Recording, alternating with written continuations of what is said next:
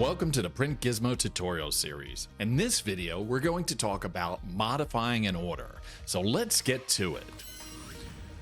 From our dashboard, we're going to go over to Orders, Active Orders. We'll find our order. In this case, we're going to look at order 33101. Go to the action column, drop down, and click on Modify Order.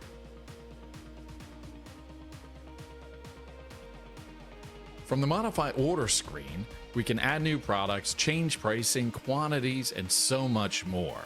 You can also send a predefined comment and add comments or notes at the bottom and notify the customer. Once completed, don't forget to click either Save or Save and Back. You have now completed the Modify Orders tutorial.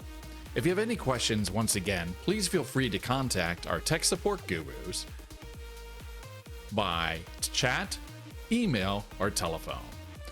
Hope that this was helpful. Have a fantastic day, and bye for now.